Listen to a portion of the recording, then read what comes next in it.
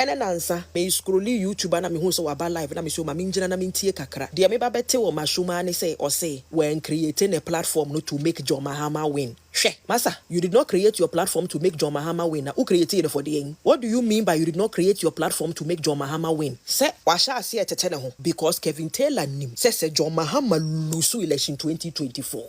Empo NDC for na they have been with him the past 4 years now. They will descend on him.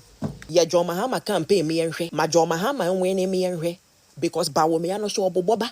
Bawumia no so he is not playing. Samira Bawumia watie sim underground. Womo ko nyina so womo chiche sika. Ya anya careful about Bawumia betumi aweni abatu ya yekwe.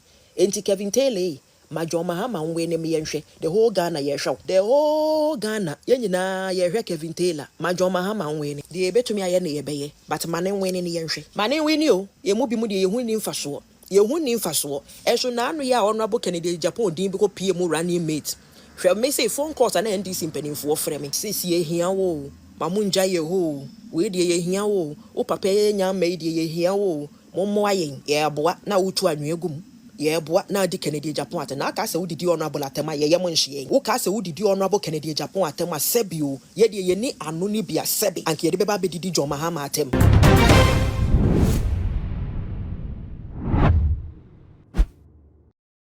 Loud silence a platform via your brand penny Kelvin Taylor and it is what within the Juma. No question will say, or the Juma would do loud silence when you naturally say, or the promote NDC, say a bear NDC, a baby we need power our 2024 election year, year Baba to Nasenia and near Melcono, and I say, Ebra Kelvin Taylor about on table making you 10, or her son and near Melconas or with the criminal who say NDC no, ain't me we need power and send you not also into my babon thing.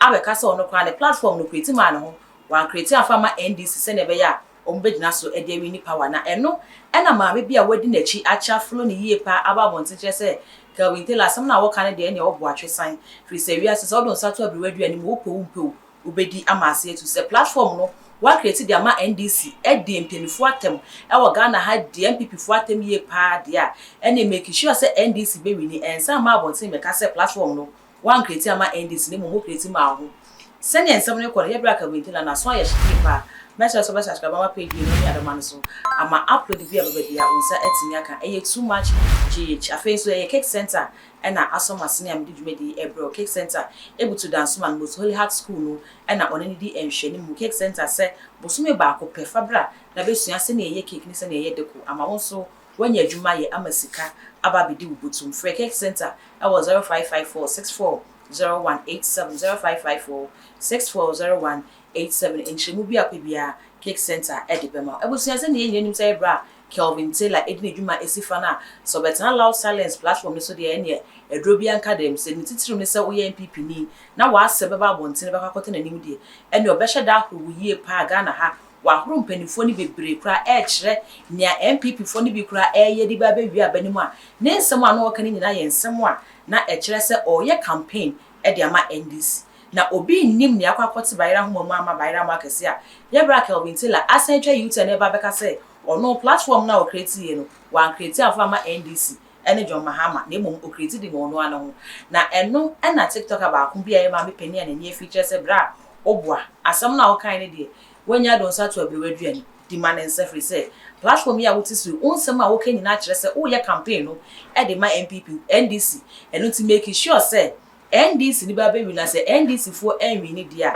omone Kelvin Taylor de ene nansa me scrolli YouTube na me hu so waba live na me so ma me ngina na me ntie kakra de me ba bete wo mashuma ne say or say when creating a platform no to make John Mahama win. Hwe masa, you did not create your platform to make John Mahama win. Now who created it for the end?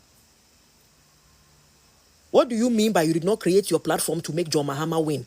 Say washa ase etete ne ho because Kevin Taylor nim says John Mahama lose election 2024.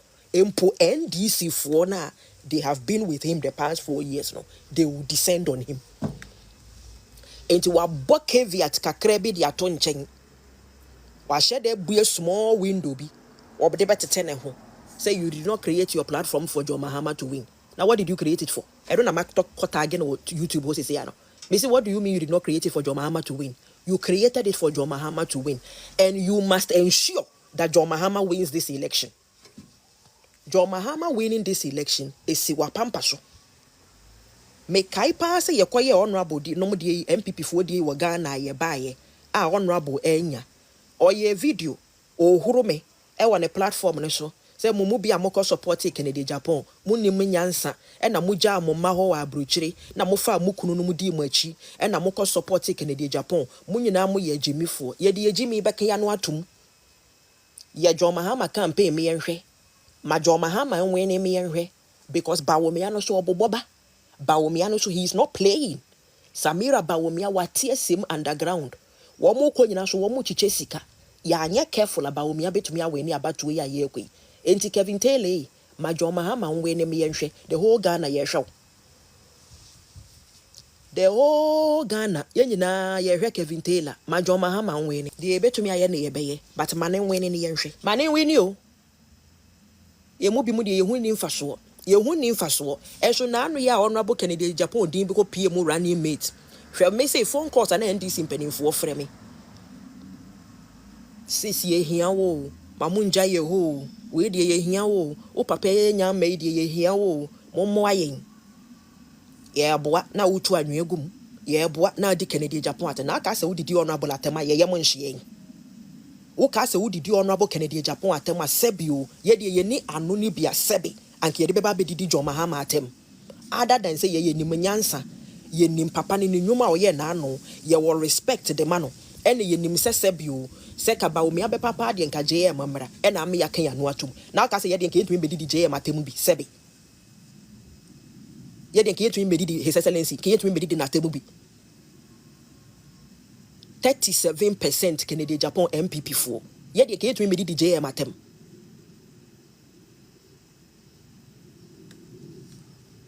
ene the same Kennedy Agyapong ena John Mahama a reference the same Kennedy Agyapong. It doesn't mean say sebio asembiso sebio your excellency patcho we dey as me dey yam fato sebi doesn't mean say JM oni nyansa na is that what is happening here sebi JM oni nyansa na e no reference Kennedy Agyapong bodan for no Kennedy Agyapong na ya pai ni tirim nyansa bi ani mu no sebi and I will John Mahama no or reference Kennedy Agyapong. Enti Kevin Taylor when was a winning nyansa. Also winning nyansa. And I was saying you did not create your platform to make Mahama win. So what is your point campaigning for Mahama then? You created it for him to win. Me pese President Mahama win no. Enti enra masisa me bana me di JM aboho. Me peso wini. Now wo dey for 4 years. Where gina mu a me gina mu 2 years. And I feel me train me home. Would the wet Jinema for 4 years straight? JMO 4 years stretch.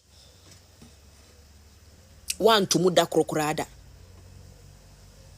O Koba and Raya, when we say Bawumia gaining grounds, I feel they also saying you did not create your platform for John Mahama to win. And you say, why never make create a platform to make John Mahama win?